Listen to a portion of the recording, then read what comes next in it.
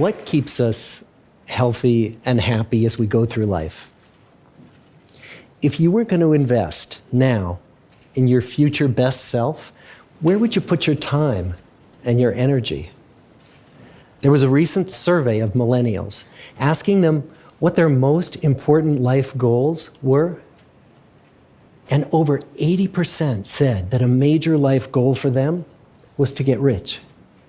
And another 50% of those same young adults said that another major life goal was to become famous. And we're constantly told to lean into work, to push harder and achieve more. We're given the impression that these are the things that we need to go after in order to have a good life. Pictures of entire lives, of the choices that people make and how those choices work out for them, those pictures are almost impossible to get. Most of what we know about human life, we know from asking people to remember the past. And as we know, hindsight is anything but 20/20. We forget vast amounts of what happens to us in life, and sometimes memory is downright creative.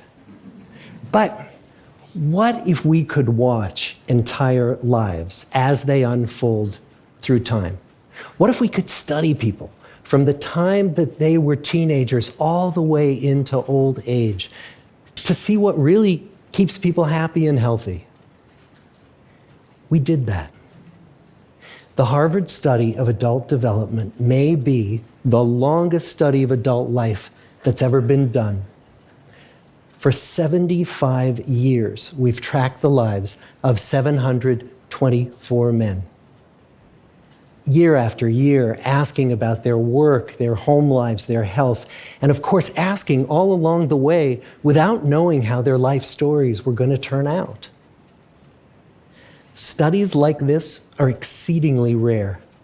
Almost all projects of this kind fall apart within a decade because too many people drop out of the study, or funding for the research dries up, or the researchers get distracted, or they die, and nobody moves the ball further down the field.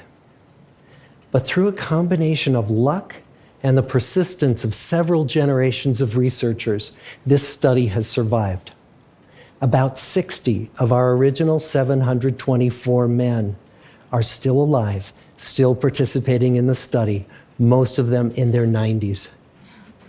And we are now beginning to study the more than 2,000 children of these men. And I'm the fourth director of the study.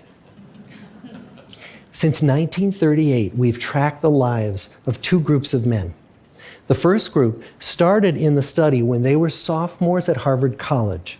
They all finished college during World War II, and then most went off to serve in the war. And the second group that we've followed was a group of boys from Boston's poorest neighborhoods. Boys who were chosen for the study specifically because they were from some of the most troubled and disadvantaged families in the Boston of the 1930s. Most lived in tenements, many without hot and cold running water. When they entered the study, all of these teenagers were interviewed, they were given medical exams. We went to their homes and we interviewed their parents. And then these teenagers grew up into adults who entered all walks of life. They became factory workers and lawyers and bricklayers and doctors, one president of the United States. Some developed alcoholism, a few developed schizophrenia. Some climbed the social ladder from the bottom all the way to the very top, and some made that journey in the opposite direction. The founders of this study would never in their wildest dreams have imagined that I would be standing here today, 75 years later, telling you that the study still continues.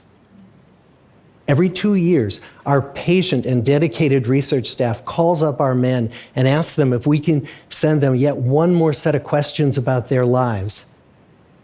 Many of the inner city Boston men ask us, "Why do you keep wanting to study me? My life just isn't that interesting." The Harvard men never asked that question.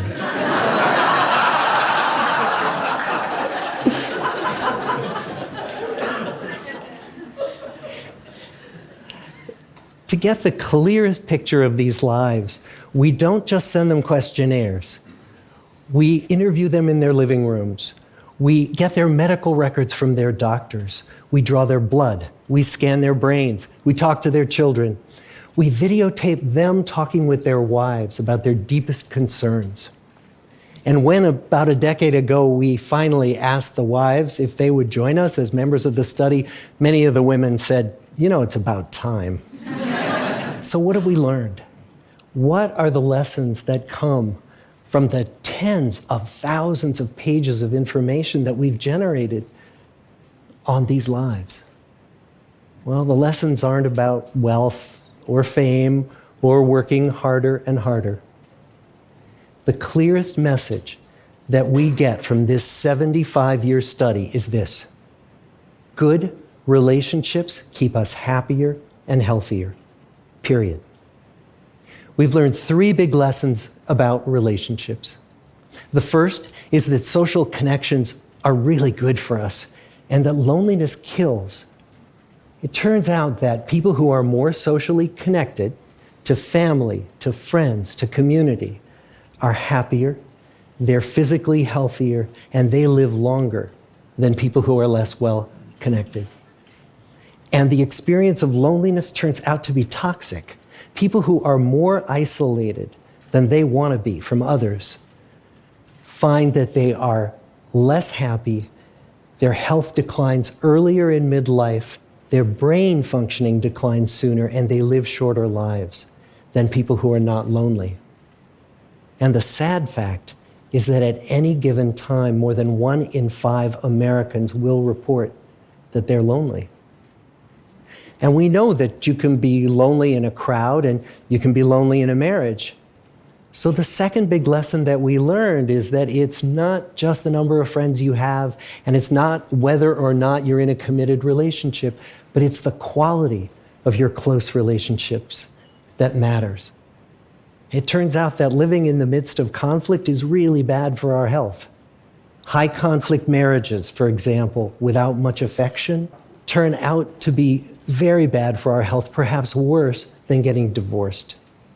And living in the midst of good, warm relationships is protective. Once we had followed our men all the way into their 80s, we wanted to look back at them at midlife and to see if we could predict who was going to grow into a happy, healthy octogenarian and who wasn't. And when we gathered together everything we knew about them at age 50, it wasn't their middle-aged cholesterol levels that predicted how they were going to grow old. It was how satisfied they were in their relationships. The people who were the most satisfied in their relationships at age 50 were the healthiest at age 80. And good, close relationships seem to buffer us from some of the slings and arrows of getting old.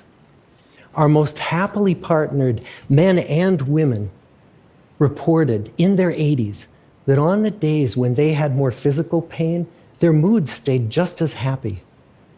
But the people who were in unhappy relationships, on the days when they reported more physical pain, it was magnified by more emotional pain. And the third big lesson that we learn about relationships and our health is that good relationships don't just protect our bodies, they protect our brains. It turns out that being in a securely attached relationship to another person in your 80s is protective. That the people who are in relationships where they really feel they can count on the other person in times of need, those people's memories stay sharper longer. And the people in relationships where they feel they really can't count on the other one, those are the people who experience earlier memory decline. And those good relationships, they don't have to be smooth all the time. Some of our octogenarian couples could bicker with each other day in and day out. But as long as they felt that they could really count on the other when the going got tough, those arguments didn't take a toll on their memories. So, this message that good, close relationships are good for our health and well-being, this is wisdom that's as old as the hills. Why is this so hard to get and so easy to ignore? Well, we're human. What we'd really like is a quick fix, something we can get that'll make our lives good and keep them that way. Relationships are messy and they're complicated, and the hard work of tending to family and friends, that's not sexy or glamorous. It's also lifelong. It never ends. The people in our 75-year study who were the happiest in retirement were the people who had actively worked to replace workmates with new playmates. Just like the millennials in that recent survey, many of our men, when they were starting out as young adults, really believed that fame and wealth and high achievement were what they needed to go after to have a good life. But over and over these 75 years, our study has shown that the people who fared the best were the people who leaned into relationships with family, with friends, with community. So what about you? Let's say you're 25, or you're 40, or you're 60. What might leaning into relationships even look like? Well, the possibilities are practically endless.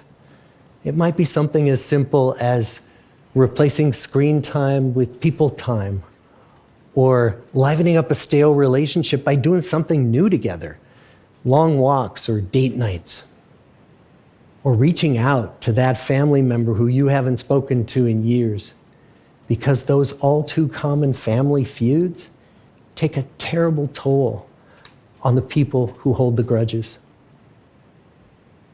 I'd like to close with a quote from Mark Twain.